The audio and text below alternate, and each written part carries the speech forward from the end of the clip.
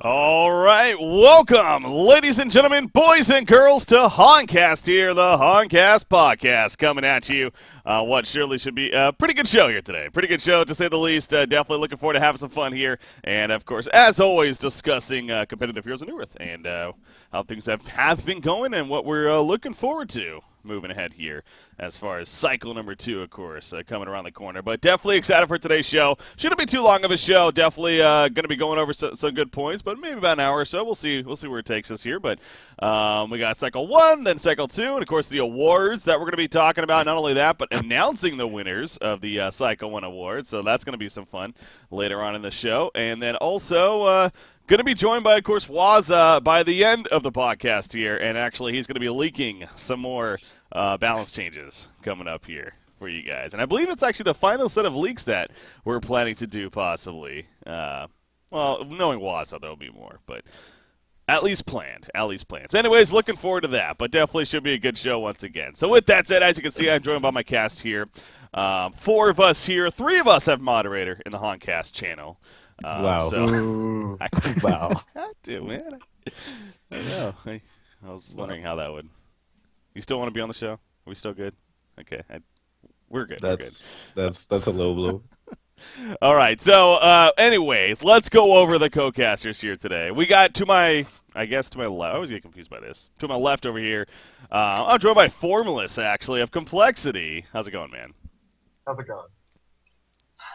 Going good. How are you doing? I'm doing pretty good, especially after winning Cycle 1 over Sync. Yeah. So, you know, when we actually were talking about doing this podcast and trying to get some co-casters on, he reached out to Formless, and then he sure enough wanted to do it, and then ended up reaching out to Slap, and I thought to myself, oh, this should be interesting. You guys just beat this team, but I'm sure no hard feelings. It's good competition, and Sync's just looking forward to coming back in Cycle 2, right, Slaps? Yeah, of course. Like we were very disappointed with our performance. Like looking for some revenge in Cycle 2. Yep. Well, hopefully there's not going to be too much fighting going on here. I'll calm you guys down if I have to, and maybe we'll take care of that later on. But anyways, Slapped, as you can see, going to be joining us. Good to have you here, Slapped. How's it going for you? I'm doing okay, besides having a bunch of sleeping problems, but I took a nap before, so I'm a little bit better now. All right, well, hopefully so I can be here. Yeah, no, appreciate it. Appreciate having you on here, and should have some fun with it at least. So, and then, of course, St. Roxy's been on this before. How's it going, man? I'm a regular at this point. I'm good, man. Super cool. Thanks for having me. Of course. Always a pleasure. So, as we, wow. Anyways, as we're talking about here, we're going to be going over, let's start off with Cycle 1, of course, and what happened here as far as Han Tour Season 4 officially kicking off. It's good to be back. Good to be back in the momentum here as far as a new season ahead of us, and obviously a lot of matches with this new format. The group stages, 14 games each team is playing. It's quite the grind, I'm sure, for about a week and a half or so, and then into the bracket stage, and then eventually we did claim our champion, as we're kind of talking about there. Complexity Gaming, sure enough, defeating X-Sync in the grand finals, 2-1. Formless, I mean, let's just start with you. First off, what was it like to win a cycle of Han Tour Season 4, especially the first one over X-Sync for you guys? It felt really good for us because throughout Han Tour Season 3, we never won a cycle. I think we scored second once, but we've been actually putting in a lot more practice than we usually have because no one moved away to university, and he's not in high school anymore, so we can actually scrim during the weekdays. And the week before Cycle 1, we put in so many scrims, and it really paid off for us as a team. Especially with our new player, Love. Our teamwork just got that much better, and it really showed. It certainly did. And you guys did not have an easy road. I mean, like I really had to reiterate, I feel like you guys obviously were in the 3rd, 4th place match to start. You had to defeat BMG first off, and then, of course, had to go through Reese, and then eventually X-Sync in the grand finals. But you do take – and, we were talking about this. Just to clarify, is that actually your first tournament victory that you guys have had? 'Cause I don't think – Yeah, it is. Yeah, it is. Yeah, I don't think you guys have actually won another tournament as far as like a major event, so it's a pretty big deal. Yeah, I guess so. I didn't even think about that, did you? Yeah, I didn't know. I thought See, I wasn't sure, so yeah. Okay. Well, that's good to know. Well, there you go. So there's some new feeling there, but hopefully the start of, well, maybe things to come. We'll see. Zlapped, on the other side of the spectrum, you guys, of course, came up just short. Now, granted, you guys did come from the winners bracket, and to be fair, it is a new format that we're using this year where there is no advantage in the grand finals. But you did come up short and finish second place here, getting taken out by Complexity. But what did you think about the bracket stages and Complexity, how they played? Just bracket stages in general, or the format of the tournament, like just how it was? Let's start with Complexity and how they played and what we thought about them. Well, I noticed like weeks before Cycle 1 that just before Cycle 1 that they were practicing a lot, so I expected them to do good. I think I placed them at top 3 at least myself. Before the tournament, but I didn't expect them to like beat everyone both in group stage and on the way upwards, to be honest, like BMG and Reason and stuff, because I mean the only team they've ever really struggled with is us, I think, like most of the time, but I still didn't expect them to that easily go through the other teams, so I was very impressed by that. Indeed.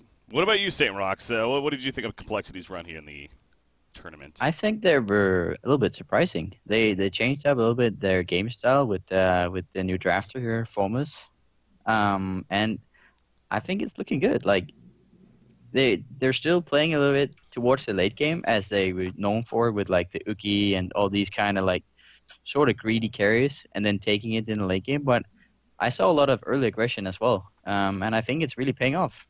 Obviously, they won the cycle, so.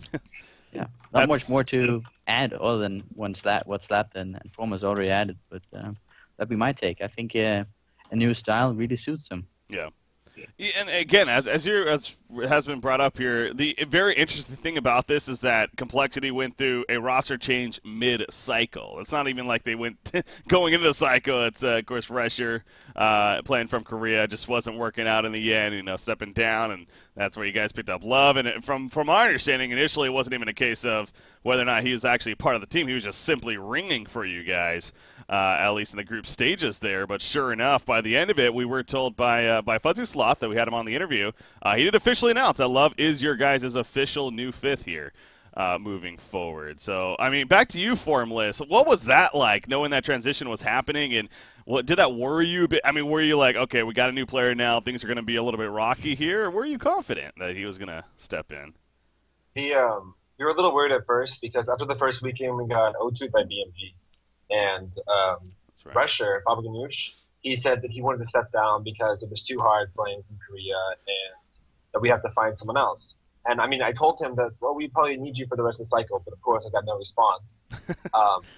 So we started talking to Charlie as a possible fifth for a new roster. And we were scrimming with him, and scrims were going well, but we couldn't use him until cycle 2. So then the admins came up with a rule saying that you could bring someone from a lower division, which Love was on a team that was in silver division. So we ended up bringing him on and scrimming with him, and it just started. We clicked really well, and I've known him for a while, and I think he's a really good player. So, cool. Yeah, he's just a really solid player. Yeah. Seems like Okay, sick at warding. Like, I don't know. It felt like you guys had vision everywhere when I ringed for a reason yesterday. When we're playing with him, it feels like we have vision nowhere, so. Oh. Well. He's working on it, clearly. He's improving. I mean, Zlap, you just said right there that you noticed him a little bit, but, I mean, you guys are going through a roster, obviously change yourself with picking up Matthias, replacing Flensmeister. Yep. Are you impressed by how quickly it did mesh for them as far as Love stepping in? Because you guys are, again, going through a similar thing here. I don't really think that changing one player makes that big of a difference if they're pretty much on the same skill level. It really depends on how big of a difference like their play styles are. And since Omni is basically a player that can play anywhere, it was like we can literally... Like, if you see a lineup from us, you don't know if Keizu's going to play the carry, Mick is going to play the carry, or Omi's going to play the carry. So it was very easy for us to just, like, mesh and do whatever the hell we want without the other team knowing about it. Yeah. As when it comes for Cole, all they had, well, even though it sounds stupid, but all they had to do was change the support player. And I think that has the least impact since he's not the captain of the team. Like, if we would change Insania, then a lot of things would change. But since it was a player who just stepped in sort of Baba Ganoush, I think it was it didn't take too long for them to mesh well. Yeah. And I've actually played with him a little bit yesterday, and he seems like a really funny guy. So he seems to fit with the personalities of complexity. Good stuff. St. Rox, anything to add to that? Not really, no. I lied. I've been through some roster changes myself in my time, and some of them come easy. Some of them, I don't know, they're a little bit harder to get synced up. No, but it seems like the support player is usually the easiest role to swap out and then function relatively at full capacity afterwards. So I'm not super surprised about that. All right. That's all. Well, the other thing that's kind of touched on there real quickly is Formless. How is it like being the drafter of the team now? You know, how is it fitting into that role? I mean, I've always liked drafting, and even when Baba Ganoush was the captain, or What You Got was the captain, we pretty much did team drafts. But I can't take any credit because of the fact that when I first started drafting, I really didn't know what I was doing. Okay. But through a lot of practice, like on like the Han draft that someone made for Keizu, and like talking with other like competitors like Chowie, like he helped a lot with my drafting, and I think that now that it's pretty solid. But my team, we pretty much team draft for the most part, so I can't take all the credit. All right. Good stuff. So, yeah, that's, again, Complexity taking Cycle 1, so see how they defend their title going to Cycle 2. One of the other things I did want to bring up was going back to the group stages here. I wanted to get your guys' thoughts. You know, all had experience within it. As far as playing in the group stages, I mean, how was that? Was that maybe a little too much, you felt like, or did it catch you off guard, or were you excited to play those matches, or what was the deal? Saint, let's start with you on this one. I didn't play, but you witnessed it was great watching. It was great watching. I'm interested in asking, do you know why we took the step towards the whole group stages instead of the more regular what we have been doing in the previous because go ahead. cycle? Because we asked for the previous seasons that the games weren't enough. Like we only played every weekend, and that was like, how is that like a real league? If you're playing a league, then you want to be playing a lot. You want to practice. You don't want to scrim the entire week for no. Like you want to scrim and then have a tournament game, have a tournament game, and we asked that already in Season 2, I think. But people didn't agree back then, and then Season 3, and now Season 4. That's what I believe, obviously. But we asked for it back then, is my point. Yeah. Okay. I mean, that's essentially what it comes back to. It's that it did feel like, especially last season with the break in between the weekends of the cycles and with them only being on the weekends, it kind of did take away a little bit from constantly trying to be hyped about this Haunter season, so... amped it up quite a bit, it's safe to say, this year, as far as the amount of matches and stuff. So, anyways, yeah, I think we should go to Slapped or Formless now. I have a question afterwards from a non-playing perspective. Okay, Formless, what did you think about the groups and the ground? I like the fact that there were so many games. The best out of twos. The only problem I have with best out of twos is that they don't really feel rewarding if you win. Like, let's say if you go 1-1 with the team, then it doesn't make you feel like you come out on top or anything. But the group stages, it's definitely like a good way for like the lower teams to play a lot of games against every single team, which gives them a lot of practice, and that's what new teams need. They need to practice, and I think it's overall a good format, except for the one small complaint of not being a best of the three. That's just me liking fair. To know like a clear winner. So. Absolutely. Slapped, what were your thoughts on the group stages? I think it's great. I mean, like previous seasons, it's been some seasons you have just been playing against the same team over and over. Like you basically knew, well, the opposite team really knew. Okay, we're against Stay Green. We might as well. Like we already lost the first game. That I know for a fact that some team had that thought process, and I think playing against every single team in best of twos for points is a way better format because you will not be just playing the same two teams every single cycle. And like some teams even dropped to gold and stuff because they had such a hard bracket that it was impossible for them to even like stay in diamond. And I think that has been removed by this new group stage thing. And it is a lot of games, and I really like playing against everyone, so I think it's really good. A lot of games, and some of them went long, including one of the highlight games that we did have, Sync versus Chopstick Gaming. Yeah. It was an 80-minute match that eventually finished, but took forever. I mean, what was it like playing a match like that?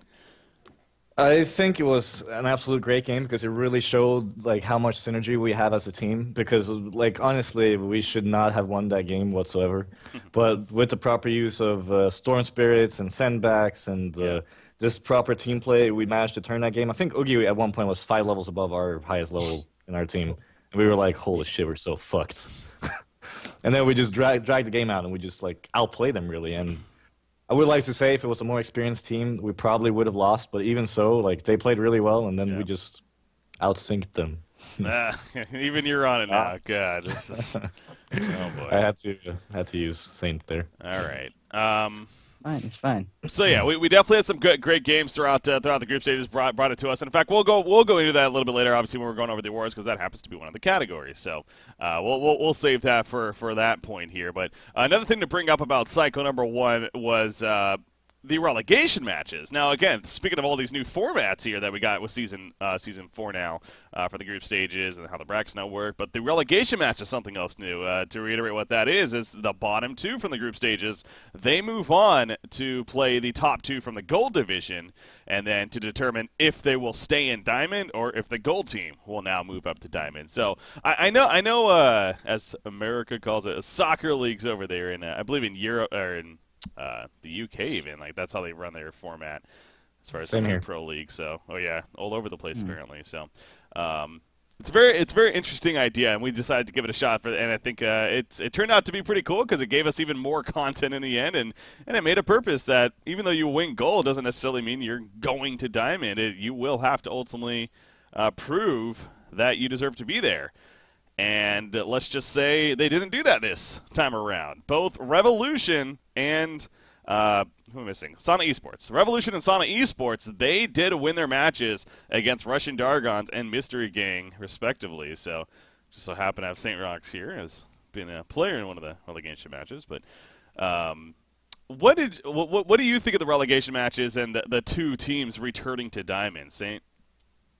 I think it's a really nice feature that, just because you've faced like Sync and then you end up facing BMG, you don't go to gold. You still get a chance against, one of the teams that are trying to move up. It can, like, the brackets can be merciless in that sense that you can end up against 2 good teams that one of the good teams has, performed badly in their game, and then you're going up against them now. So you just have 2 series against some really good teams, and then you're booted down to gold. Yeah. But this kind of takes care of that problem. If you're facing the best, doesn't mean you have to go down to gold and wait a cycle down there. And so I think the relegation matches are a really nice addition to the whole, like, the new cycle system. What about the results here? Formless, I'll go to you with this one. As far as Revolution and Sana Esports remaining in Diamond, and again, Russian Dargons and Mystery Gang coming up short. Is that something you really thought about? Did that surprise you, or are you kind of just like, those are the bottom teams, whatever? Well, I don't know much about the teams except for I know that Mist. They were playing. I remember we played against them, and they seemed pretty like they were a pretty good team for like being so new. I kind of expected them to be back in Diamond. And I wasn't really surprised when I saw Revolution won their matches 2-0 because they've been looking really solid lately. Mm-hmm. But the thing that surprised me was that Mist did not end up back in that. Yeah. That was, I think, a shock to a lot of people. But again, they had the disappointing qualifiers in the first place, and it was good to see them in the relegation match, but they got outplayed in the end by Sana Esports, and ultimately, the better team won and gets to remain in Diamond as a result. So, Zlapt, what are your thoughts on the relegation and the results that we had? I think the relegation matches are great. I think the format as a whole this season is the best we've had of all 4 seasons, with the exception of the grand final format, which I did say before we lost. Just want to mention that. But no, I think it's great. Regarding the actual teams, I honestly haven't put enough time to look into those 4 teams in particular. So I can't really say that I was surprised or not surprised, depending on who stayed and who went up. Yeah. But I have been playing against a lot of Mist and Team M, and they're talented players, so I wouldn't be surprised to see them in Diamond eventually. Now, Saint, do you have something to say? Looked like I have a pretty good feeling with all 3 of the teams, and then the Russian Dragons I haven't really been able to like watch any scrims of or anything. They're kind of like they kind of disappeared. But Mystery Gang, I talk with a lot, and I play a lot of Team M with them, and Revo as well. I Team M with Scurry and some of the other guys. So between the players, I think the individual skill on those teams are very similar, but they just have some strats figured out that I don't know. And there's no counterplay coming from the other teams, and that's one of the reasons why Sauna Esports and Vivo stays in Diamond and Mystery Gang does go back to Gold. I think it's purely strategical factors that decides which team ends in Diamond and which teams ends in Gold between these four teams. I will. So yeah, it's also interesting how the qualifiers really did have a huge role, or like have a huge impact, I should say, on this season, because Revolution and Sauna Esports, again, they made Diamond through the qualifiers, and that gave them the opportunity to play all these extra matches and play against Sync, play against Complexity, play against these top teams, get more just practice that way in a tournament environment. So they definitely helped them, of course, going into the relegation matches ultimately. And that's what I'm intrigued by, is how the relegation matches continue to play out, because, you know, it's only been one so far, so really can't take too much from it, but the two Diamond teams stayed in this first one. What if that kind of continues? That's where I could see the one issue maybe with these relegation matches, where it does put the two teams, you know, they get the more experience, they get the more practice out of it because of it. So we'll see though. We'll see though. If you want to be Diamond, it's not easy. I mean, and it shouldn't be, frankly. Exactly. So. Like, to further talk about your point, it's like, if you want to go for Gold to get Diamond, you got to put in the extra effort. I have no problem with that. If the relegation matches shows up that the two teams from Diamond keeps on winning, well, then it's probably the Gold teams that are not putting enough effort into moving up. Yeah. I wouldn't see that as a problem. All right. Yeah. Well, we'll look forward to seeing how the relegation matches continue to play out. Again, the bottom two from Diamond face the top two from Gold. So, one other thing to bring up that I wanted to bring up about Cycle 1 here was, of course, you know, we had the four teams that made it to the brackets. We had the two that made the relegation matches, and then kind of the two, well, the safe teams, I guess you could say, didn't have to worry about either stage. They just simply, you know, they're going to be in Diamond next cycle. Fresh and Chopstick Gaming were those two teams. The team I want to focus on, though, is, of course, Fresh. Now, they to say the least, that they had a couple of ups here in the group stages, but most of it was a little bit things looking rocky. Things were looking shaky. I mean, this was a team that I personally, and I don't think I was alone in this, that expected them to definitely make the brackets, if not even win it all, if things really came together. But clearly that did not happen. I mean, they kind of just weren't all there. You could feel things were off. Is this something we should be concerned about this team? I mean, I know you as players, you know, you probably almost like, yeah, go, whatever. But do you think that it's going to be an issue moving forward? Was this maybe like a, you know, getting into it and we'll see a different team in Cycle 2? Formless, start with you. I think that, actually, I know that there will be some roster changes. Okay. I know that there will be some roster changes in some of the teams. I think Chopstick Gaming, I'm not sure if they're going to make it as a team. I don't know what's going on with them. I just know that some players are leaving, some players are staying. So hopefully they find replacements and keep playing, because they're definitely a solid team. They have potential. But a lot of these newer teams, like, I think the problem with them is that they go through like a cycle, don't perform as well as they would like to, and then some players leave. They don't stick it out and keep playing with the same team for like months and months and months and getting better. Mm-hmm. Because when we first started like Nullstone Gaming, like, we were poopy, but we stuck it. Right? We stuck it out like a lot of these newer teams should, and then you get better from that. All right, Zlapt, what do you think about Fresh? Yeah, like, I think it all comes down to mentality. Like, if they got really, really disappointed, if they took it in a way like that, I don't think it's going to be much different in Cycle 2. But if they actually took it as well, holy shit, maybe we're not as good as we thought, because they all have, a few of their players have very big egos, in my opinion. And I hope that those egos are not hurting them, and more so instead just take it to them and then move forward and just go for to improve instead, because it's either going to be another bad cycle or a really good cycle, I think, for Fresh, depending on the mindset that they had going into Cycle 2. Yeah. for a while there, it was looking like they were going to be one of the relegation match teams even, and that would have been something. But again, at least they did get to a point where they were safe and didn't have to worry about that. But St. Rocks, what did you think about Fresh? I would like to continue Forma's argument. I think a lot of the new teams, especially Mint, have this feeling that they're banding up and then they're supposed to be the best. They're supposed to be the best there is because they're all awesome and that should make an awesome team. I see this in a lot of the new teams, both in Gold and in Diamond. I remember back when Slam had just formed in Al Esports and he was like saying that he was the best team and like the results weren't kind of there yet. But I mean, you stuck it out for the most part with your team, and now you and Sync Esports made you've been so dominant for a long time. It's like these teams need that as well. It's okay to feel like you're the best team, but you can't expect to be the best just like that. And I think Mint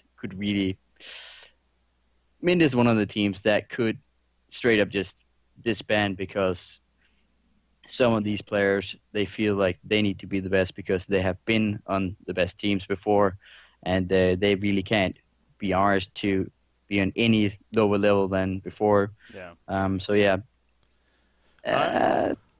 Yeah. Well, it's going to be tough for them. I'm interested to hear about these roster changes possibly. I personally haven't heard too much about them, so I'm curious. Is there? No. I don't know. If we can. I know. I don't want to put you on the spot. I don't want to do that. I really am just saying that you mentioned that. That's interesting to hear, although we don't necessarily know what may be happening. But I've seen Chopstick Gaming play with some new players in a scrim. But that's all I'm going to say. I've seen them possibly do some tryouts. So I definitely expect something to happen there. And then Mint, they keep scrimming with the same roster, but I hear here and there that the synergy between them as persons might not be what it's supposed to be. But that's all I can say. Okay. And I can comment on two things. First of all, we're replacing 4 of our players in the team, so it's only me left, and then we're going to add 4 Pannies, because Panny is the greatest person in the world, and it's just going to be easy to win everything. Second of all, something I found out 10 minutes before this call is that Macera wrote on the forums, I don't know how long ago, like an hour or something maybe, saying that he's going to step down. So Macera is out of recent gaming. What? Really? Yes. Yeah, I didn't know about this. Formless told me like 10 minutes before this call. I was like, what the hell? What is this? So Macera is down. I'm not sure who their new player is going to be. So yeah, that's all I can publicly talk about, at least. Well then, okay, yeah, no, interesting. Yeah, I'm looking at the forum post right here. God, so that Reason Gaming, man, this is a team that got second at DreamHack and it's looking so good, and now all of a sudden, obviously the Matthias situation, and now Macera stepping down. It just seemed like he was gonna. I mean, we're talking about a player here that was a candidate for MVP, and for good reason when you look at the stats. I mean, the stats definitely back that up in terms of he had the highest kill to plus assist to death ratio out of any player in the group stages. So better than you. Well, he wasn't playing against Sync. He actually didn't play all the games like I did. So if he'd played against Sync, he would have fed like 10, 15 deaths. That's fair. Definitely. Okay. Definitely. And that is 100% true because we 15 minutes CC them in the group. That is true. 100% true. So please. all right, but no, that's still very. Things are going to be changing. Looking forward to the tryouts here. Yeah. I'm going to be following the scrims, so I'll definitely get an idea of who is going to be trying for Recent Gaming. Yeah. So yeah, it's going to be interesting, and also a team with 4 Pannies are going to be expensive because every time someone starts to rage, they will all just wreck their keyboards, and it's like I'm not sure where the money's going to come from, but that's going to be a pretty expensive team to run there. Yeah, definitely. But he's definitely, shout out to Panny being the best Greek I know. Panny dodged it. Wait. Fabelli? What? The best Greek I know is what you got. What? Second best is Panny for sure, but first has to be what you got. You got actually Greek? Yeah, he's Greek. He spent all weekend at Greek Fest. Like after our games, like, guys, I have to go to Greek Fest. He goes to Greek Fest in America. Yeah. Super Greek I right mean, now. All right. all right, that's interesting to know, though. Okay, cool. Maybe we should grab the next topic. Yeah. Are you sure? I mean, I'm having fun talking about Penny and Greeks and stuff. Okay. No, that's thanks for the update though. That's some live information coming at us about Miss Sarah here. So, all right. Keeping things moving. So yeah, I mean that pretty much covers it for Cycle 1 though. Obviously, unless anyone else has anything that they really wanted to bring up from Cycle 1, it's Reason Gaming, BMG. We didn't talk too much about, but finishing third and fourth respectively.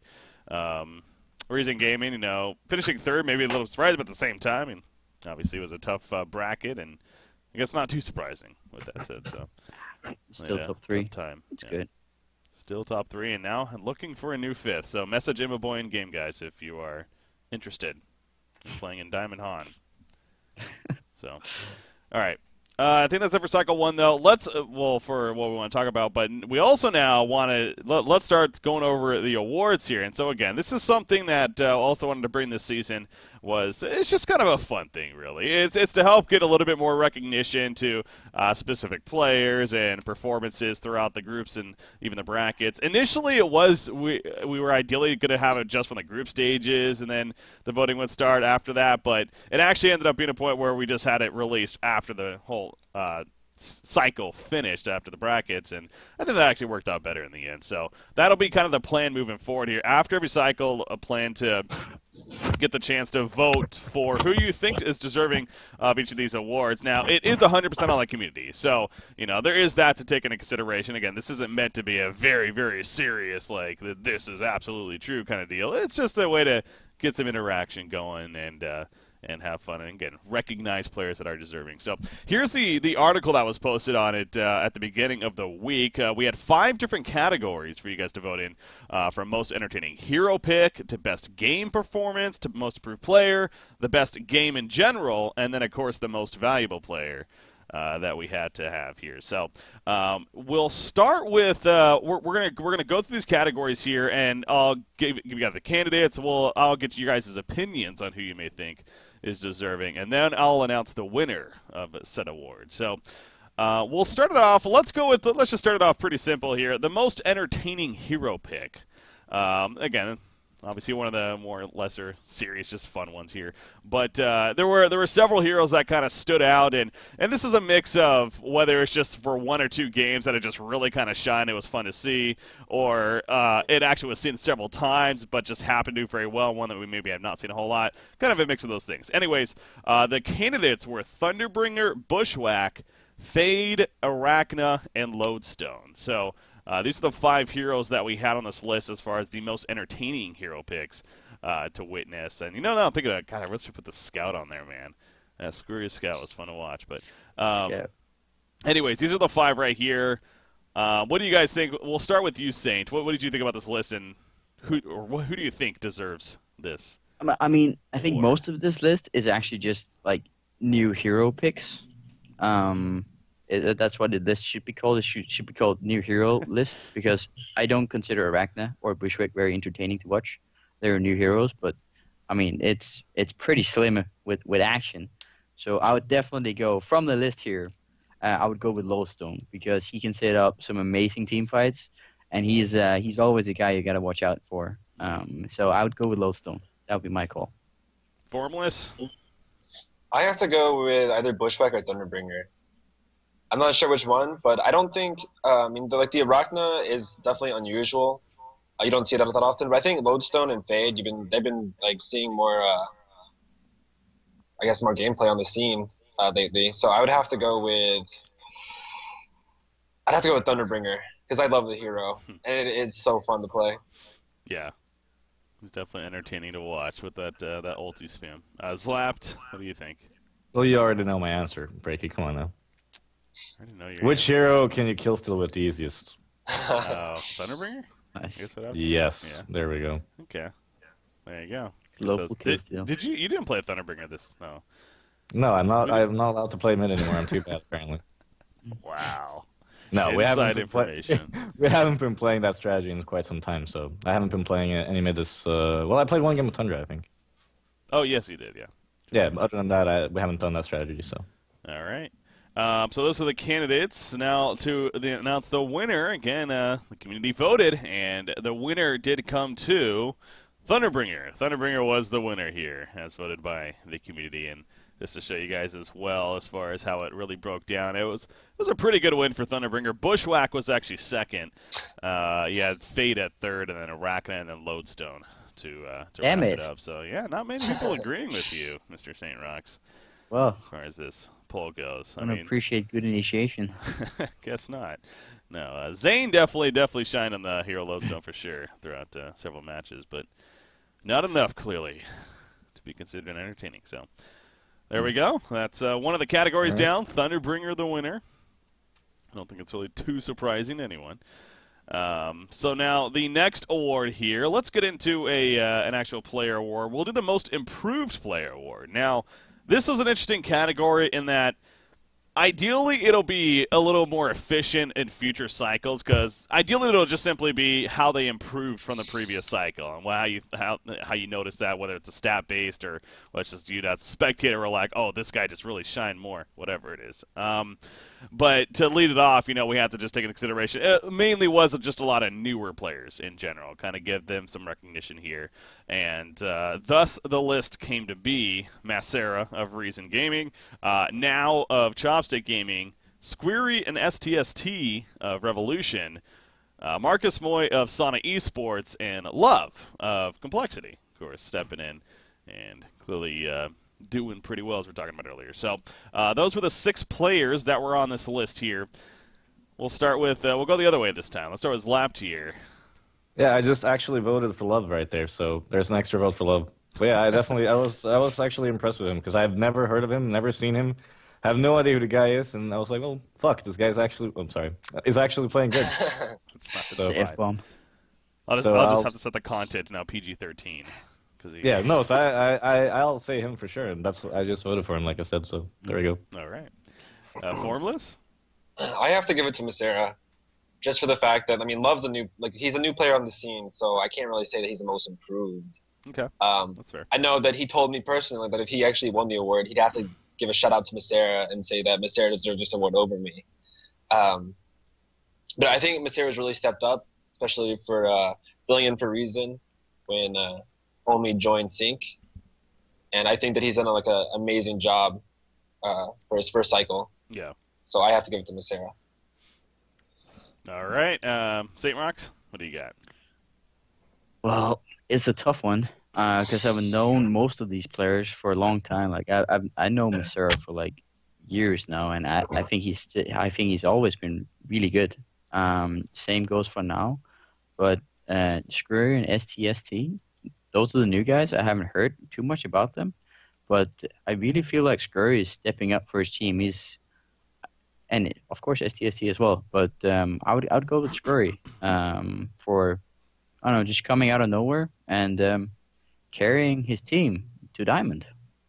All right, Scurry was fun to watch as was Revolution as a team. Yeah, Scout, let's go. Scout, Shadowblade, a carry player, the drafter.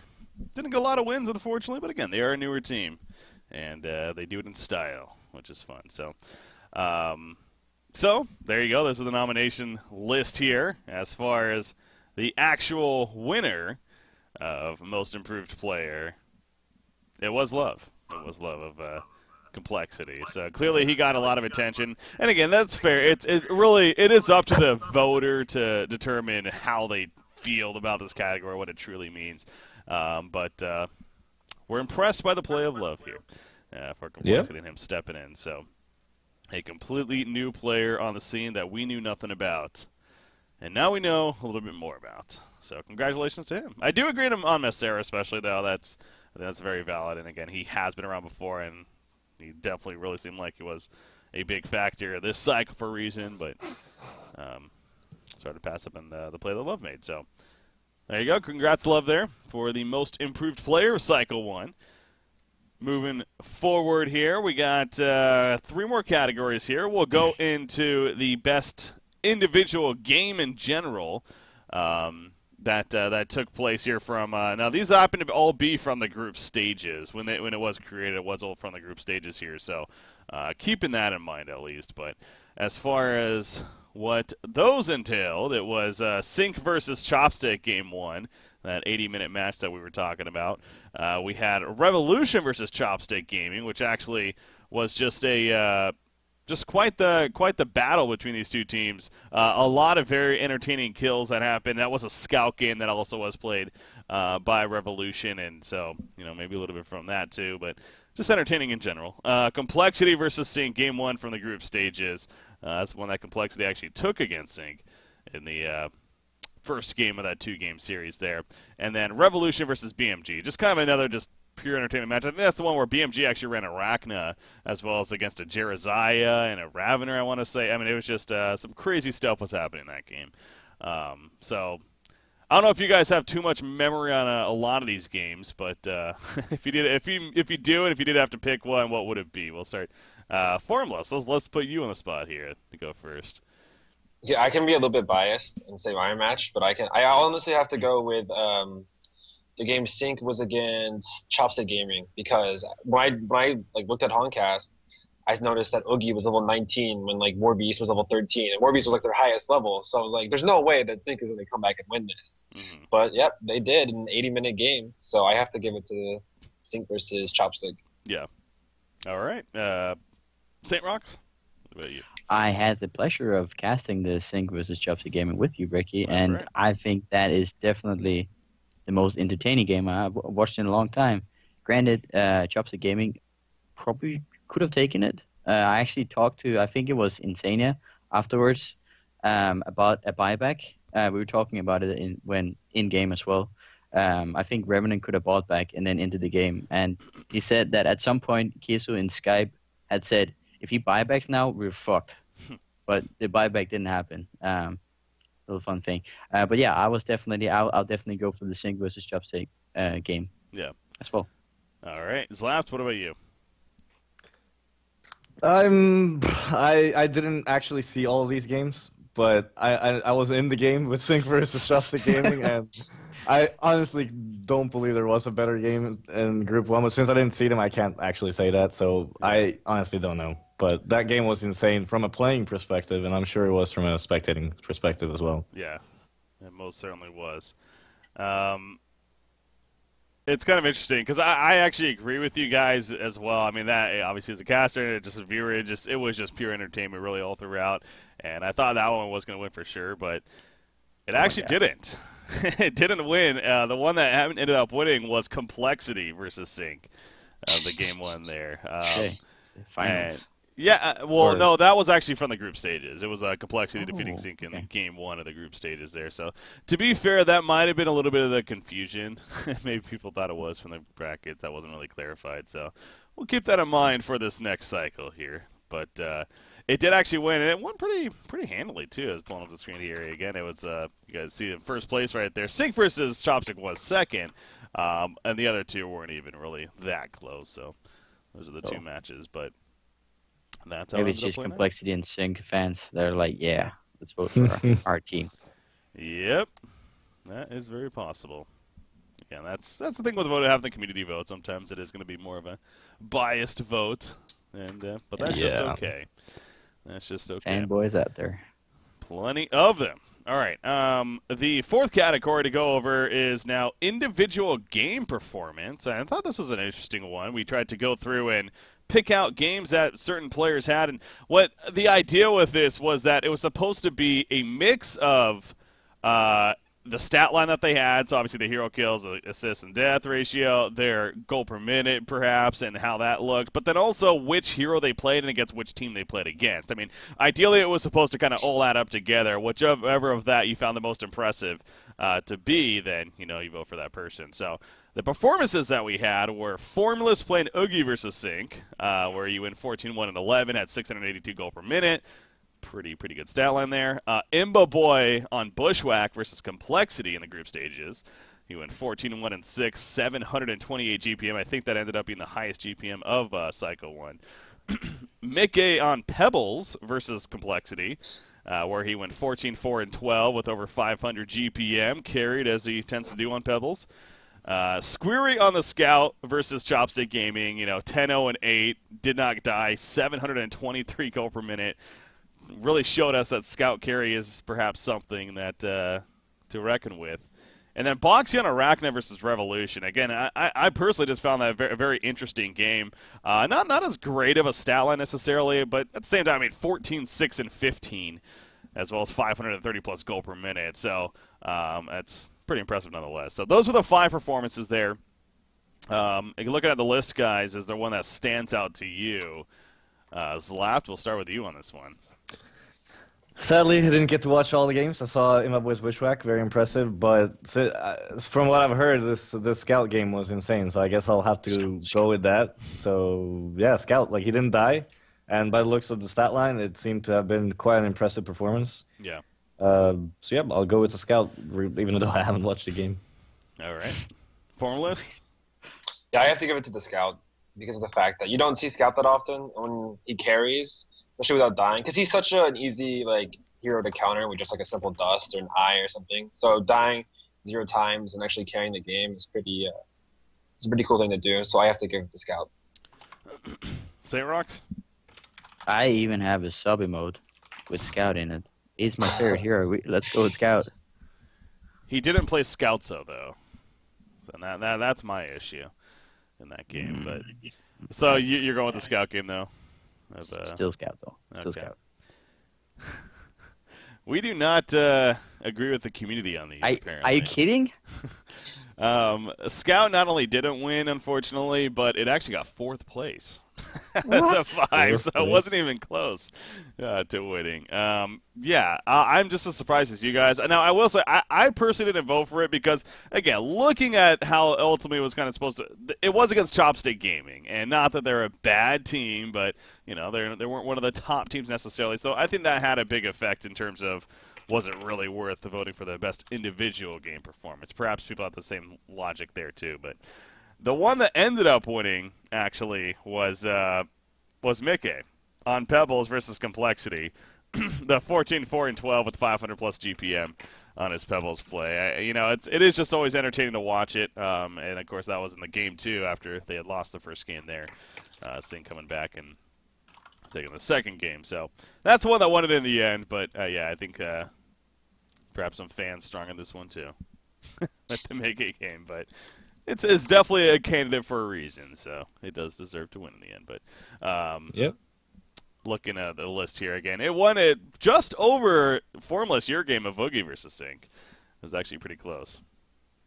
But in the end, coming up just Sadly, no one likes Ooga Booga. Yeah, first off, when we started playing Oogie, people were like, "Oh my god, Oogie," and then now they're just like, "Ah, Oogie." Really? Again? I like it. I like watching it. The F word and then Oogie after. That's pretty much. That's how it usually goes. All right. Okay. Now, the final category here to keep these moving along. We got the final category of Cycle 1, and, of course, probably the most important one here, the most valuable player. The most valuable player of Cycle number 1. Now, this was the biggest list of them for good reason, of course. It's hard to really get a strict list for this, but in the end, these are the players that were ultimately voted. By the way, the people that vote on this we have a kind of a group behind the scenes that we sat down and went over all these categories and made a list ultimately of who was deserving for the candidates. So just to give you guys a quick idea of that. But anyways, the ones that did come to the conclusion of being the candidates were from. Now, I want to stress with this as well that we did limit it to 2 players per team at the most. So, you could argue that other players on certain teams probably deserved it as well, at least a candidate vote. But, we did keep it to a limit just for the sake of trying to, not overload it here. I think. Wanted to not do it. Anyways, Slapped and Mickey from X-Sync here were the candidates for them. You had Formless and Fuzzy Sloth from Complexity. Zane and Macera from Reason Gaming. Again, that was a really interesting one. It was actually kind of tough to choose a couple from Reason. But Macera ultimately, like I said, the stat line there and his performance as a candidate deserving. So him and Zane. You had Boxy and Fusin of Bad Monkey Gaming were the two candidates for them. So that was a candidate list. Now, obviously, a couple of you happen to be on this list, so we'll start with St. Rox first. But St. Rox, who would you vote for as your MVP? I mean, the community that hates me. They're never. I'm never right. But I'll go with Sane, and I know they have motive for Sane, but I think Sane still deserves the MVP award, regardless, for his team. He's, I don't know, he's just a solid foundation to what they built their plays on, and I think that's really important. But you know what? The community probably voted Mickey, so I don't even care. There were some votes for Mickey, yes.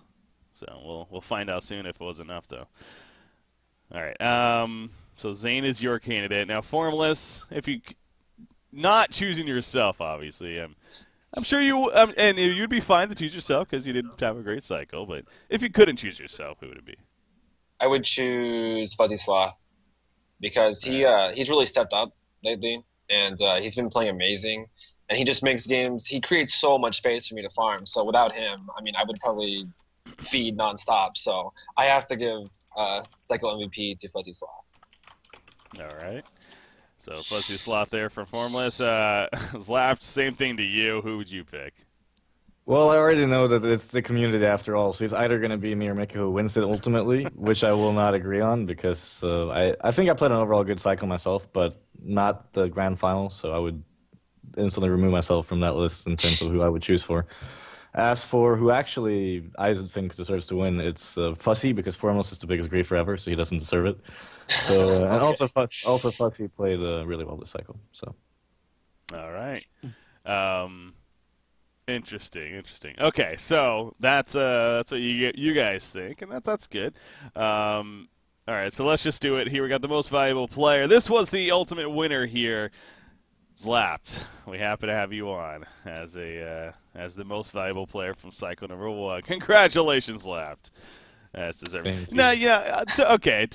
I understand. You're saying yourself maybe the grand finals wasn't your greatest performance ever, but honestly, you did play very well throughout it, and the stat line definitely reflects that. All the kill steals you do, and the kills add up because of that. So.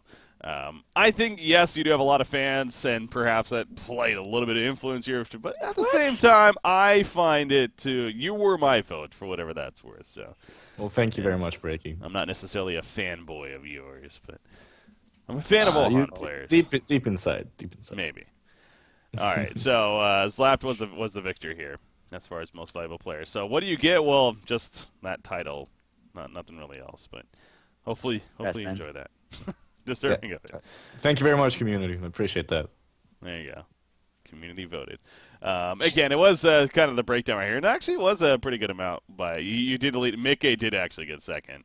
So sure. No surprise. Yeah, and then it was Formless and Fuzzy Sloth, and then it breaks down from there. So the two teams that were in the grand finals. I mean, it's hard to argue against that, really. But all right. So those are the Cycle 1 awards, ladies and gentlemen. Hopefully you guys enjoyed those, and we might make some tweaks to them moving forward here. It's just a learning experience too, but yeah, like I said, it's really just for fun in the end. Don't take these over the top too seriously. It's to help get discussion going, and I think that accomplished that. So hopefully you guys are enjoying that. Look forward to the Cycle 2 awards after the brackets, of course, wrap up for that, and this will kind of be the routine. We do the awards, you guys get a vote, and then we'll have the podcast going into the next cycle then to announce them and everything. So hopefully you guys enjoyed that.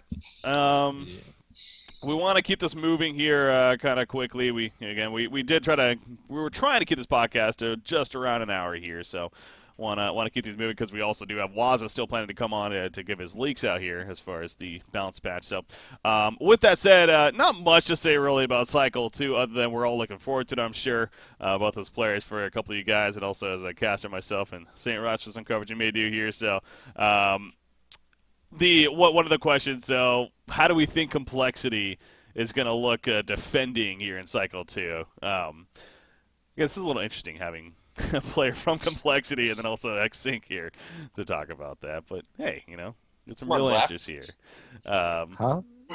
Zlapt, how do you think Complexity is going to look defending their title? I really hope people leave Tremble for you so you can pick that every game. Otherwise, you might have problems. Tremble or Oogie, right? No, but in all honesty, like just keep up what they're doing. Keep scrimming. Like never, just because you do end up winning a cycle, or let's say they win 4 in a row, regardless, like just keep on practicing, keep playing, and just to continue to improve. Like you're never on top if you think you're on top, and that's a true quote. Like if you believe that you're on top, you don't need to that you can't improve on anything, then you're not going to keep winning. You always got to aim to like get even better. Words of wisdom. Lap Reach there. for the stars. Like it. Formless, how do you think you're going to respond here in Game 2, or Cycle 2, excuse me? And I think... defending. Go ahead, sorry. Oh, defending your title. What do you guys think? I think that we have a good shot of at least finishing top 2. This next cycle, we've been scrimming, and our teamwork is just solid. We have our new fifth love, who's just an amazing player, makes calls, has amazing words apparently, according to Slapped. He's a really good addition, and then like the scrims, they really do make a difference. Yeah, it shows. So St. Rock's, you think Complexity is going to do well defending their title in Cycle 2? I think they just gotta keep scrimming, keep up their, keep the engine going, and I think they'll do just fine. I'm not sure if they're going to be like I wouldn't say that they for sure have the first place in the next cycle, but they definitely have a good chance of taking it. So yeah. The other side of the spectrum here about Cycle 2 that is worth discussing real quickly is the bottom. I mean, we got Revolution and Sana Esports now coming back. They've got more practice. Do we expect these two teams to do a little bit better, perhaps, and make some upsets happen here in the group stages, or are we maybe expecting a similar result for these two teams here? Stan, I'll give it back to you for this one. Revolution and Sana Esports. I'm not sure if they're actually moving. In what direction they are going to be moving.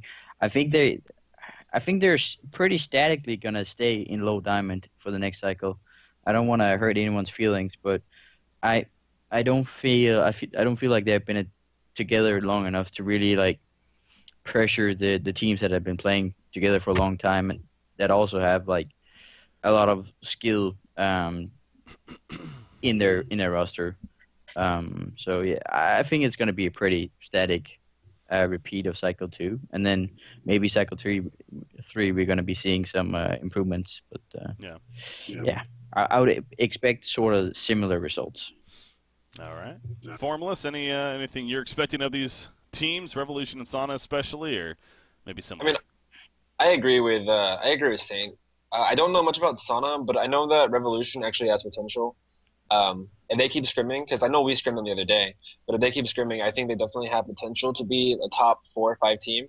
Definitely making the playoffs several cycles this season, so I'm definitely looking forward to seeing how they do.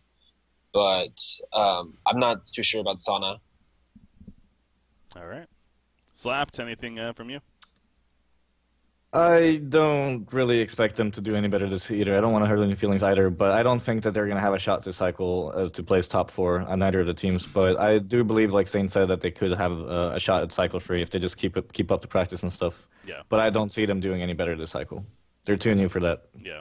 It's tough. I mean, obviously, the top division right now we do have. I mean, it's quite tough to really break into that top 4, especially right now. So, all right, so yeah, looking forward to see how they perform. Obviously, everyone. There's plenty of questions to be answered. Hell, we just found out about Reason Gaming losing Massera now, so where are they going to go? How is Fresh going to look moving forward? We were getting rumors that there possibly some roster changes with them. Wouldn't be surprised, especially it's a struggled cycle number 1. So, wish we had updates to give you guys here on this podcast, but we'll have to find out this weekend. Here. So, looking forward to that and all that jazz. So. Before, obviously, now coming up to the near the end here of the podcast, now I want to bring on Waza here. It looks like he is good to go. We're going to have him come on, and we actually got 4 leaks again that we're going to be giving to you guys today from the upcoming balance patch here. So while he is on, we'll have him go over all the leaks here, and then we'll discuss it a little bit after as far as what we think and everything. So I'm going to bring him on here, so that's going to screw up everything as far as this is concerned. So let me just change the graphic real quick. Waza? Hello. Hey, how's it going, man? It's going good. Good. Another day in the office. Yeah, another day in the office. Glad to have you here. Glad to have you here again. Oh my God. I can't. ACR's whispering things at me. He does that. Oh, he says he wants me to talk about him. AceJR is a person. Hey, can we have HDR come on and rap for us? Hey, Ace, you want to do a freestyle for the stream? Oh, no, okay. People want leaks, man. Nah, he says no. He's saying no. Wait, Okay. better yet, he can freestyle about the leaks. Let's just What? don't do that, Freestyle man. leaks? All right. Go. Say, I mean, we all know that Wasa is a little bit too excited when he wants to share stuff. So sometimes he overshares. So I guess that's why he has Adam behind him. You know.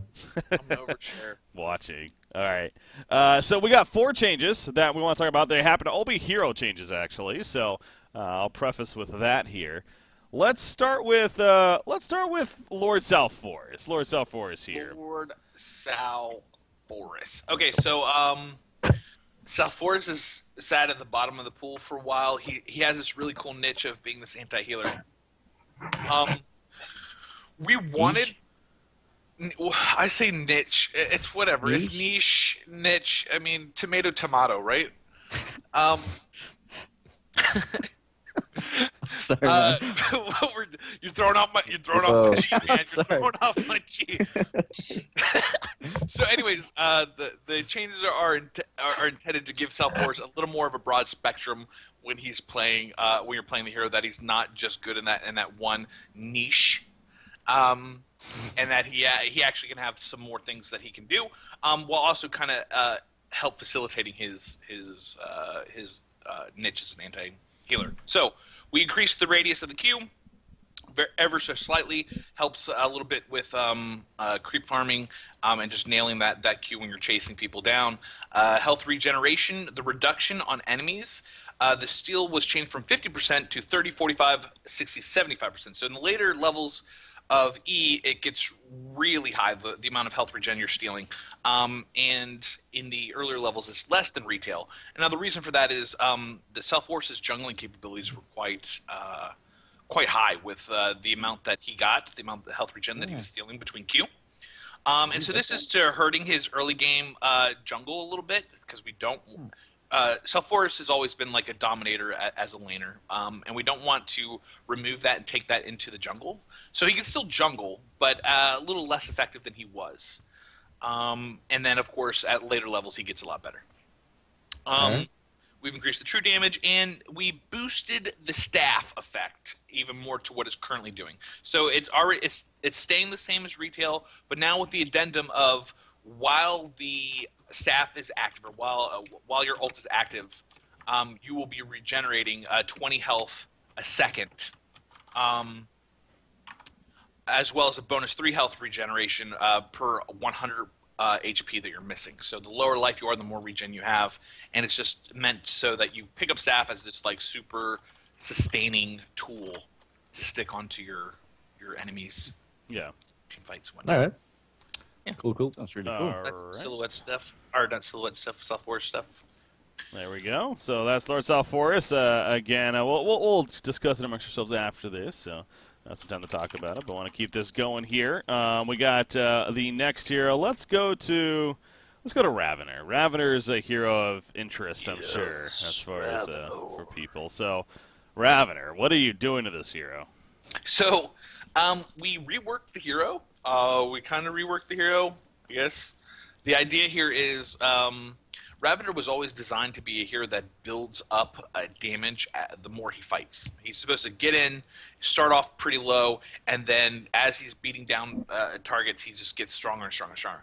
That never happened. What ended up happening was people would be farming jungle, or they'd be farming in the lane, and they would build max stacks, and then they would portal key into a team fight with already having that max stats, and then they would just burst people down. That wasn't the intended goal of how Ravener was supposed to be played. I've even seen people do ridiculous things like buy miner totems and then like drop the miner totem on the ground and hit the miner totem to keep their charges running, and then go into a team fight. And that's just kind of ridiculous. So we changed Ravener to be more designed to his purpose, which was the original intention, while maintaining the same power level that he currently has. And so the idea is that his ultimate, or Power Overwhelming, is going to no longer gain charges when you're damaging things that are not heroes. So as you're farming, or as you're attacking creeps, you won't be be building charges anymore. To compensate for that, of course, we increased the max charges. We changed the gain per instance of ability damage, and auto attack damage went from 4 to 7. The movement speed was changed. The bonus damage, all that was tweaked so that you go into a fight with no charges and you quickly build up to the damage potential that you had before and now greater. So now the damage potential is higher than it was previously, but you can no longer go into a fight fully charged. Now, we realized that you were going to lose a lot of farm potential while having that taken off of the creeps. So we decided to rework Static Shock so that it will be more of a farming tool for Ravener, so that Ravener can use that to keep up his farm. So we it will passively now shock the target and 2 enemy units within 400 radius every 2 auto attacks. So as you're auto attacking, it'll just start jolting people around him. Obviously, it will prioritize enemy heroes. So if you're just auto attacking things and there's creeps and heroes nearby, the jolts will go off and hit heroes. And then, of course, you can activate it to gain a crap ton of attack speed, which will synergize well with his W. And that overall is the rework to Ravener. From what we've noticed, people have enjoyed him a lot more, and there's a lot more play around, a lot easier ways of dealing with him. He still gets up to this heavy hitter zone, but he's no longer about port key instantly engulfing someone. So I don't know. We'll see how the competitors deal with that. I'm not taking him out of tournament rules. He'll still remain in tournament rules, so he'll go straight into this patch as changed Ravener. Okay, cool. So that means he's not OP. Well, from what the competitors told me, they already knew how to deal with him and crush him anyways. In fact, we all know the win rate of Ravener is not too high in competitive play. Yeah, true. But I actually think that this rework will allow him to be a better, more consistent pickup for competitive play, and I do think that we might actually see Ravener in competitive play doing a lot better. Yeah. All right, so 2 more to go here. Let's get into another hero that we maybe see every now and then, so people are very interested, I'm sure. Silhouette. Oh, yay. A pretty minor change. Well, minor in terms of not a lot, I guess. Well, but... the competitors wanted to kill me over this one. This was one where the competitors and the design team disagreed. We all disagreed, yeah. Now, I give all the balance changes that I can change, all the things that are in my power to change, I give to the competitors way in advance, and they give me their feedback. And now, the majority of the time, I listen to the feedback of the competitors because we do bounce around competitive play. But there are things sometimes where we have a lot of public players complaining that they can't handle it, and we feel that once we've given the public a sufficient amount of time to deal with a scenario and they still are having troubles, that we'll try to help them out a little bit. And so the competitors did not feel like Silhouette needed this nerf, but basically the swap ability when you've activated Silhouette's ult, before you could instantly swap. No, there's no cast time. You just boop, you're out. Now it has what we told the competitors was 300 milliseconds to swap, and they're like, no, that's you're killing the hero. You're done. So we dropped it. We cut that in half to 150. So now there's 150 milliseconds in between where you can attack Silhouette before she can swap out. So you have a very, very minute time where you can lock her down and maybe kill her before she's just poof and gone. I mean, 150 mils, that's like nothing. Really, so this is really only going to really affect a lot of the higher-end players who can really maximize on that. We noticed in SBT testing that even at 300 milliseconds, they didn't notice a difference. They had a hard time even noticing. Though the higher-end SBTers, they definitely said that they could, and they were taking advantage of it, and I saw in several games that they did.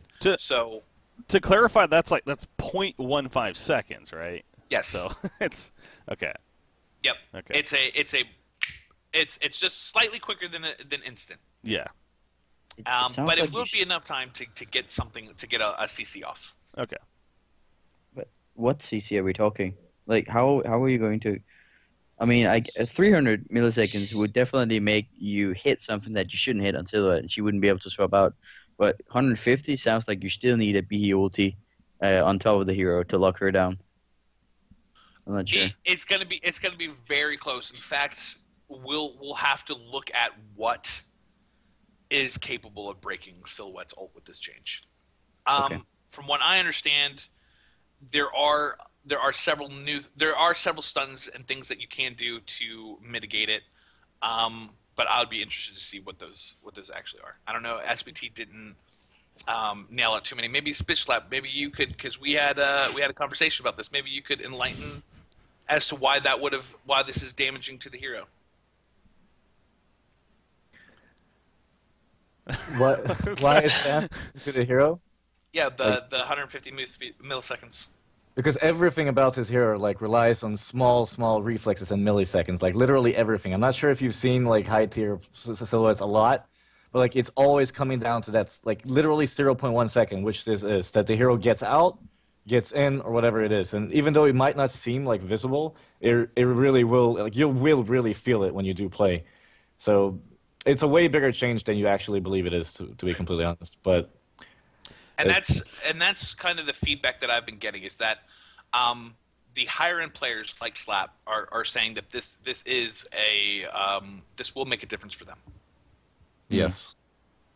All right. I see that, but you pointed out it's not something that's going to affect a 1700 Sil player, right? I mean, this sounds like it's a change that's going to deal with the 1% players that are playing Silhouette. It's not you can all of a sudden hit her with an Andrew stun or an MOA stun.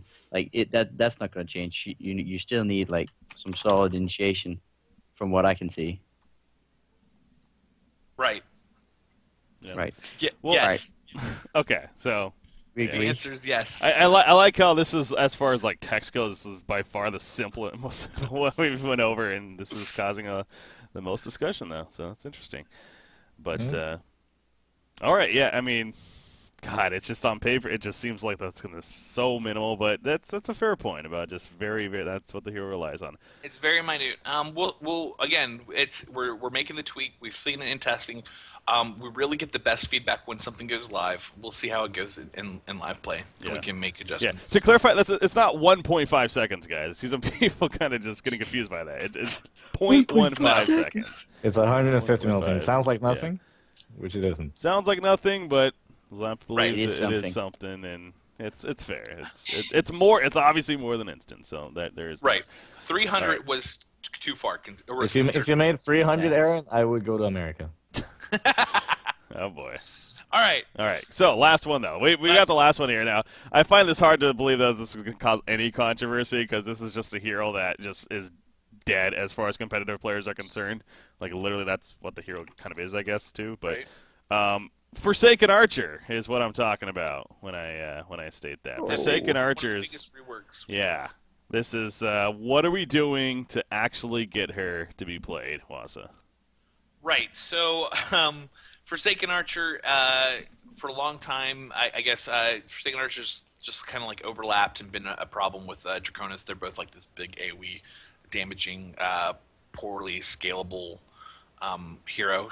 She hasn't really provided much to the scene. She's solid in pushing, but she doesn't have a lot. She has a lot of farm, but what does she do with a lot of farm? She can buy some items, but all in all, she scales just because she's agility. Anyways, we wanted to put her more into a hard carry route where she can carry, and her significance will be she's going to be the AoE magic damage dealing carry. And we're going to change Draconis, and we're going to push Draconis out of AoE. And we're going to take Clanks, and we kind of switched Clanks up already, which you guys will see in some nerfs. But the idea is that Forsaken Archer will own the AoE magic damage carrier. Now, the problem in this, and what's going to cause some of the most controversy, is the fact that Draconis, we did not get our changes done with him in time. So Draconis will be a walking turd until until we fix him. He will get fixed in a patch, but we hit time constraints, and Draconis will just be an inferior Forsaken Archer.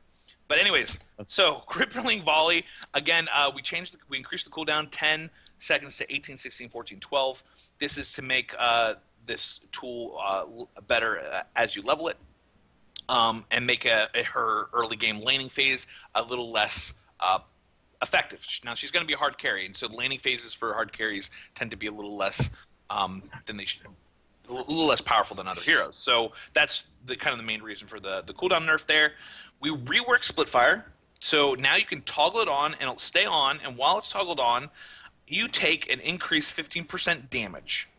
But it grants 10, 15, 20, 25 attack speed and splits your attack into 2, 3, 4, 5 attacks, each dealing 50, 60, 70, 80% of your auto attack damage, except for the main target. So you're going to be hitting everything around you constantly for a lot of damage. And then the trade-off is, obviously, you're going to become incredibly glass cannon. You're going to become incredibly squishy. So that's... Go ahead. Can you tell me what 10 attack speed is? Can you refer that to me? I have a hard time imagining 10 attack speed. A warp cleft is what, 50 attack speed? Well, isn't it like Steam Boots? Like, doesn't Steam? Yeah, there you go. That's Yeah. Steam Boots? Yes. It's like it's small, and what the point of this is we want Split Shot to feel good to the player. It's more of a, instead of balance, what this attack speed is granting is more of a feel when you're playing Forsaken Archer, to make just feeling the feel of playing her just more smooth, more streamlined. So you get that. It's just 15 extra damage taken on a hero that doesn't have. Anyway, I'm gonna let you finish. Okay. Well, thanks, Kanye. Thank you, Zane. I appreciate that for allowing me to Definitely. All right. Now, Sorry. Call of the Damned has been reworked, so you no longer collect or store skeletal minions by getting last hits. It's no longer about getting last hits. But now you passively have a 10% chance to spawn an archer. Just comes out of the ground and is spawned. So you'll spawn a Forsaken Archer, and that Forsaken Archer will deal non-dot damage to whatever you were attacking. It attacks one time, and it does 10, 20, 30, 40% of your attack damage in magic damage, and then it just disappears. So archers can spawn off of their own attacks. So if you get lucky, you can spawn an archer, and that archer's auto attack will spawn another archer, and that auto attack can spawn another archer, which can then spawn another archer. So if you get really lucky, you can spawn a crap ton of... That would be really lucky, yes. Yeah. But so archers can spawn other archers. The effect is guaranteed to trigger on Forsaken Archer's attacks whenever the ability is off cooldown. And this still allows for 2 skeletal minions to spawn at the same time due to a proc. So you can spawn multiple skeletons all at once if you're proccing. So the idea is that if you turn on Split Shot and you're hitting a bunch of targets, you're creating a bunch of these little Forsaken Archers just all over the place. They're just popping everywhere. And it's really cool. It's a lot of fun to use. And it's kind of her major scaling feature now. It's like her hard carry ability. That is it for the Forsaken Archer rework. I can't help but notice nothing to the ultimate.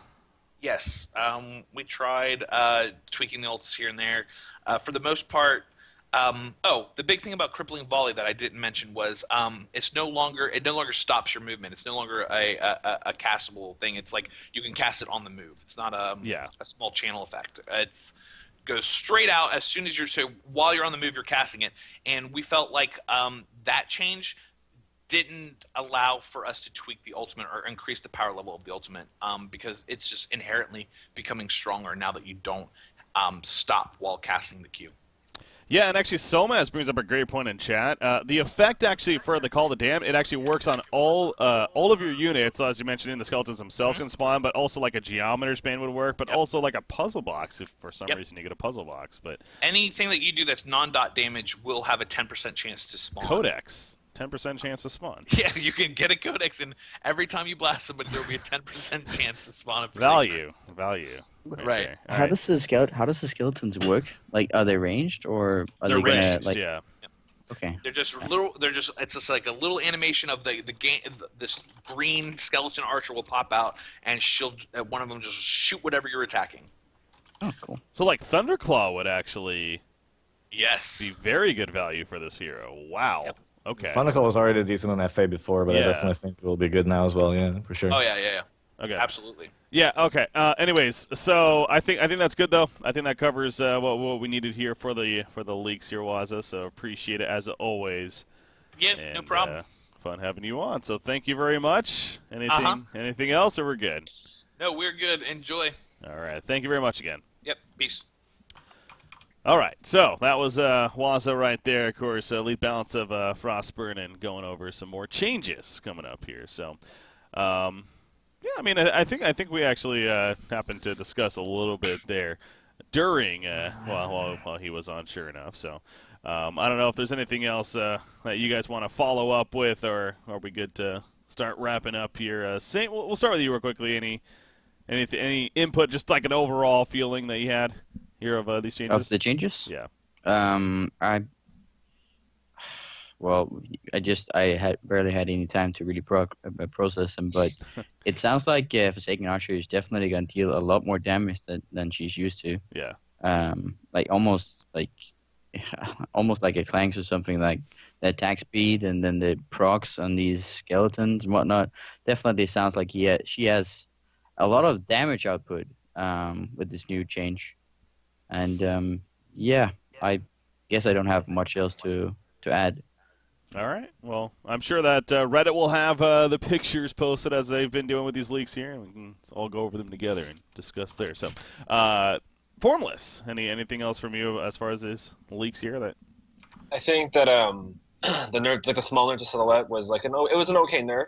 In the competitive scene, she's not seen very much. But I know that she can be super annoying in some TMM games, especially higher up, when people who are really good at Silhouette can just get in and out of situations like blink of an eye. So that's going to be, I think, an okay nerf. FA, I'm excited to see the FA nerfs because she was one of the original S2 heroes that everybody used to play, I guess. I used to love playing the hero, but she's just fallen off so much compared to when it comes to other range carries. Yeah. And so I'm excited to see what happens with her. And the South Forest, it doesn't really. I mean, South Forest is a cool hero design. I know my teammate What You Got loves the hero, so I'm sure he's excited for it. But other than that, that's all. All right, Slaps, anything from you? Any other input or? No, I think the changes are fine. I mean, Forsaken sounds very interesting. It's good. I don't really feel like South Forest needed a change at all, but I feel like the changes were good, and I'm glad that they decided they didn't want to buff the jungle. Sorry. Yeah. So I think that's fine, and yeah, no, I think it was good changes really. At least those 4. So yeah. All right, there we go. So again, thanks to Waza once again. Now let's start wrapping it up. Actually, so Zlap, we'll start with you. We'll go the other way now. Any shout outs? Any final words from yourself? Well, of course, shout out to my team. I'm sure, I guess I should mention it because people are asking all the time. But yeah, 3 of my teammates are have moved game. So and we're playing, and we're not scrimming as much as we used to and stuff like that. So I really wish them the best of luck. I mean, I've been playing with them for 3 years, so that's I wish them the best of luck. I love them still. But just to break any conspiracies here, Sync will still be playing as the main 5 players that we are right now. So Okay. no changes are being made. And besides that, just shout out to everyone watching, of course. Thank you for having me on the podcast, so shout out to you as well. And Saint, I mean, I still hate you, but that's fine, you know. And Formless, I appreciate our nightly adventures yesterday, Formless. That was great. Yeah, it was fun. No, but for real, guys, I don't hate Saint Rocks. So stop saying that bullshit in my Twitch chat, okay? Dang. I don't know how you guys made that up. Yeah. Thank you, everyone, basically. All right, Formless, anything else? All right, I just want to give a shout out to Complexity, our sponsors, Beef. I want to give a shout out to Noah's brother, Fuzzy Sauce brother Nick, and his American shirt and his dancing in his underwear at DreamHack. I want to give a shout out to Red Roasty, my team. I think I said that already, but that's pretty much it. All right, Saint Rocks. Thanks for having me, and thank you for Slap for saying that he doesn't hate me. It feels good, man. And it's awesome to hear Chris, your opinion as well. It was great being here with you, man. And on that, I'd like to give a shout out to my stream. I'm probably going to be casting some scrims here relatively soon after we finish this up. And yeah, that's all. Thank you to you too as well, Bricky. Thank you. Well, thank you guys for being on. It was a pleasure, and another good show in the books right here. So good discussions to be had, and looking forward to this weekend. Again, a reminder, guys, I personally am not going to be here this weekend. Unfortunately, I'm going to all the way across the country. In fact, I'm actually going to a friend's wedding of mine, so I'll be gone this weekend. Snooey, though, is actually going to be lead casting here on Honcast. I believe he does have plans to have a co-caster, so look forward to that as well. And so he should be taking over for Honcast for the weekend. I personally will be back on for Tuesday's cast, continuing coverage of the group stages for cycle number 2. So, ladies and gentlemen, though, we are officially wrapping up to finish it here officially. This was actually just released today, called The Death Prowlers. It's a teaser video of sorts that will end the cast with here. So have a good night, guys. We'll see you next time.